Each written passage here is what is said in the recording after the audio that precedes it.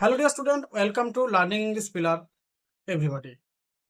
আজকে আমি একটি গুরুত্বপূর্ণ 5 মার্কসের শর্ট সাজেস্টিভ কোয়েশ্চেন নিয়ে আলোচনা করব। এটি বর্ধমান বিশ্ববিদ্যালয়ের অন্তর্গত ফার্স্ট সেমিস্টার ইংলিশ মেজর পেপারের ছাত্রছাত্রীদের জন্য, যারা এই মার্চ মাসে পরীক্ষা দিতে যাচ্ছ তাদের জন্য এই কোয়েশ্চেনটা অত্যন্ত গুরুত্বপূর্ণ। 2025 এর how do I love thee chapter নাম। It was written by Elizabeth Barrett Browning. এই চ্যাপ্টারটি 5 মার্কসের জন্য অত্যন্ত গুরুত্বপূর্ণ।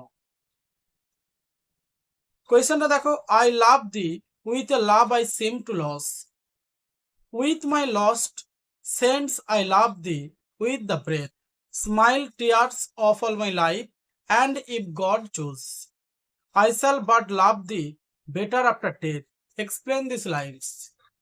সুতরাং লাইন তুলে কোয়েশ্চেন পড়বে। এই কোয়েশ্চেনগুলো অত্যন্ত তোমাদের জন্য গুরুত্বপূর্ণ। In this lines from her, অ্যান্সারটা তোমরা দেখে নিবে student. In these lines from her great love poem, How Do I Love Thee, which is sonnet number 43. এই কবিতাটা সনেট নাম্বার 43 এর অন্তর্গত। From the sonnet series, sonnet from the Portuguese Elizabeth Barrett Browning divulges the profundity, sublimity and intensity of her love for Robert Browning, the lover and husband and the famous Victorian poet. এটা তোমাদেরকে source আকারে লিখতে হয়। এরপর লাইনগুলোর যে ব্যাখ্যা, তিনটে পার্টে আমাকে 5 মার্কসের কোয়েশ্চেন লিখতে হয়। প্রথমটা হচ্ছে সোর্স হিসাবে তোমরা লিখবে লাইনগুলো কোথা থেকে নেওয়া হয়েছে, কার লেখা, এবং লাইনগুলোর প্রাথমিক তাৎপর্য কি। তারপর লাইনগুলোর ব্যাখ্যা লিখতে হবে তোমাদেরকে।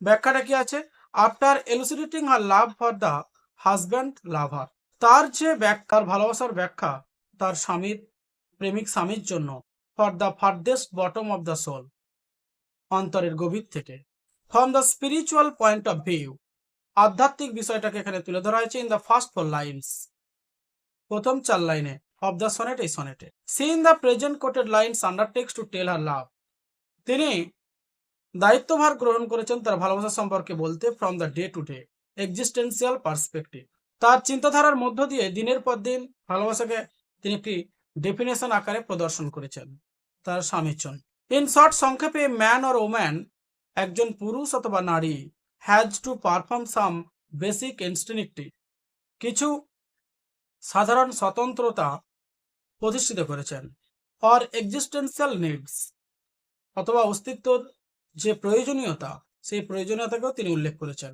দিজ আর অ্যাকমপ্লিশড, এগুলো প্রত্যেকটাই সন্তুষ্টমূলক, during both the day and the night, যেটা দিন এবং রাত্রির মধ্যে হয়ে থাকে। That is under the sun and candle light, যেটা সূর্যের রশ্মি এবং ক্যান্ডেল লাইটের মধ্যে আবদ্ধ।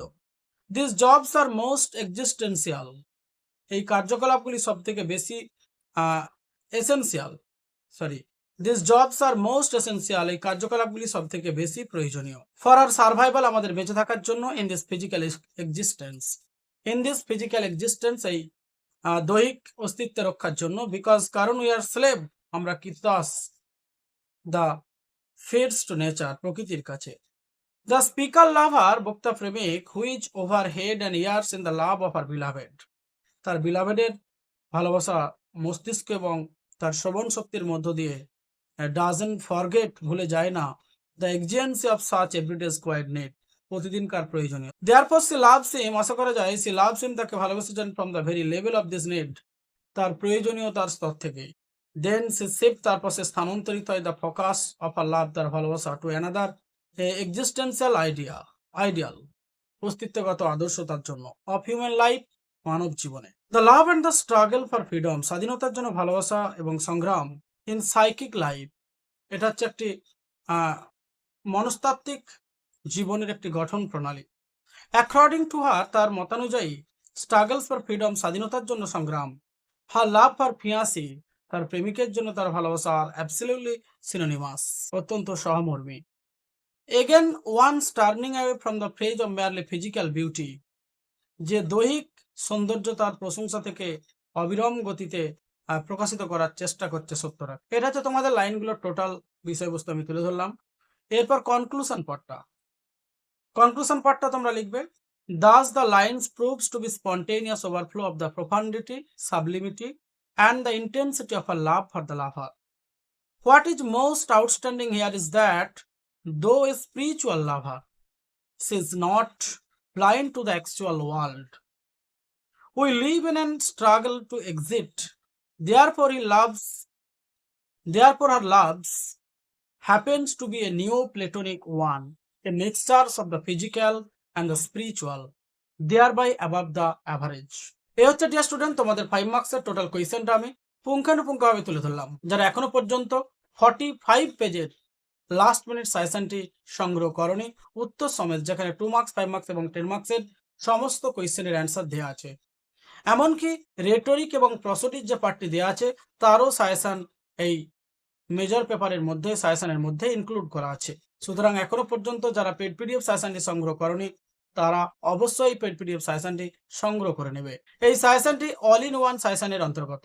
অল ইন ওয়ান সাজেশনটা কি না, অল ইন ওয়ান সাজেশনটি প্রত্যেকটা চ্যাপ্টার একটা কোয়েশ্চেনের অ্যান্সার করলেই ওই চ্যাপ্টার থেকে যে কোনো কোয়েশ্চেনই আসুক না কেন তোমরা উত্তর দিতে সমর্থিত হবে ওই একটা প্রশ্নের উপর ভিত্তি করে, একটা প্রশ্নের উত্তরের উপর ভিত্তি করে।